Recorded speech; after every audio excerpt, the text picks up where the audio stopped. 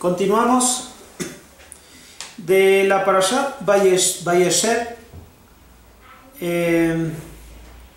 Vayeshev. Vamos a leer del capítulo 37, versículo 12, y vamos a alcanzar el versículo 22. Leemos en la Torá. Fueron sus hermanos a pastorear las ovejas de su padre en Shechem. Entonces dijo Israel a Yosef: ¿acaso no están tus hermanos pastoreando en Shechem? Anda, te enviaré a ellos. Y le contestó: heme aquí, le dijo Jacob. Anda, por favor, mira la paz de tus hermanos y la paz del rebaño, y me traerás la respuesta. Entonces lo envió del valle de Hebrón, y él llegó a Shechem. Lo encontró un hombre, y él estaba extraviado en el campo, y le preguntó el hombre diciendo: ¿qué estás buscando? Le contestó: a mis hermanos yo estoy buscando. Dímelo ruego, ¿dónde ellos están pastoreando? Y le dijo el hombre: ¿partieron de aquí? Pues yo he escuchado que decían: vayamos a Dotán. Entonces fue Yosef tras sus hermanos y los encontró en Dotán. Pero ellos lo vieron de lejos, y cuando todavía se iba acercando a ellos, conspiraron contra él para matarlo. Y dijeron uno al otro: he aquí que el dueño de los sueños aquel está viniendo. Pues ahora vamos, lo mataremos, lo arrojaremos en uno de los pozos y diremos que un animal feroz lo comió, y veremos qué serán sus sueños. Pero oyó Reuben y lo salvó de sus manos diciendo: no mataremos una vida. Y les dijo: Reuben, no derramen sangre, arrójenlo en este pozo que está en el desierto, pero no extiendan manos sobre él. Lo dijo para salvarlo de sus manos a fin de devolverlo a su padre. Bien, esta segunda aliyá continúa las relaciones difíciles entre Yosef y sus hermanos después de aquellos sueños. Ahora vamos a ver en qué va a resultar el haber comunicado Yosef estos sueños a sus hermanos, que ya habíamos platicado que les ha despertado envidias.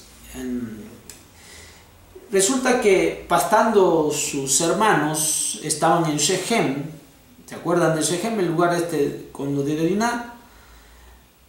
Y Jacob le hace saber a su hijo, a Yosef, si puede por favor ir a echarles la vista, a echarles el ojo a sus hijos, en donde se encuentran, donde se encuentran en el rebaño, que todo esté muy bien. Posiblemente había una buena distancia entre donde vivían y donde estaba ahora Shechem. Cuando llega a este lugar Shechem, Yosef está buscándolos pero no los encuentra, y una persona por allí pasando le pregunta Yosef a este hombre si ha sabido dónde están estas personas que estaban pastando aquí hacía un tiempo. Y él les hace saber que oye que se van hacia Dotán, un lugar más allá. Emprende su camino Yosef hacia Dotán.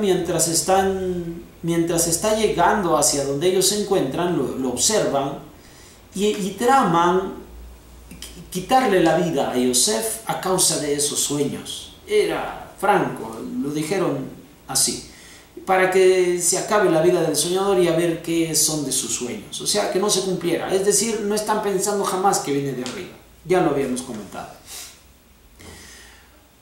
Sin embargo, Reuben, en esta labor que sí tenía, como primogénito, tiene la obligación de corregir la vida de mal comportamiento de sus hermanos.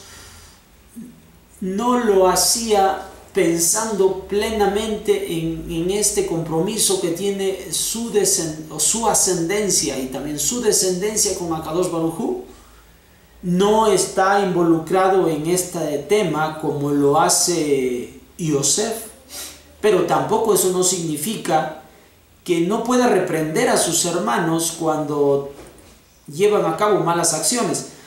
Ellos querían matar a Yosef. Reuben los detiene, los convence con la autoridad que posee, y que en lugar de matarlo, mejor lo enterraran, lo dejaran en un pozo para que ahí dependería más bien de su suerte que le ocurriría. Como diciendo, si viene de parte de Hashem, esto va a vivir, y si no viene de parte de Hashem, no va a vivir. Pero Reuben había pensado y comentado a sus hermanos que era mejor hacer eso, porque él tomaría un momento para después de que se encaminaran, no sé, hacer que algo se le olvida, regresar y finalmente entregarlo con su padre. Este era lo que había en la mente de Reuben. Reuben ha sido duramente criticado por lo que vamos a ver nosotros más adelante con la vida de Reuben. Sabemos que él también pierde la primogenitura por la expresión de Jacob al momento de hacer las brajot, las bendiciones, pero no tiene actos constantemente equivocados. En este caso tiene un acto acertado, sabe, conociendo a sus hermanos, es más maduro, tiene más años, más experiencia, no puede ir en contra de sus hermanos tal como Yosef lo ha hecho, ya conoce cómo reaccionan sus hermanos, por eso en lo oculto pensó cómo resolver la situación y después decir que sí sobrevivió y punto. Y así se presentaría a Yosef ante su padre y ante sus hermanos.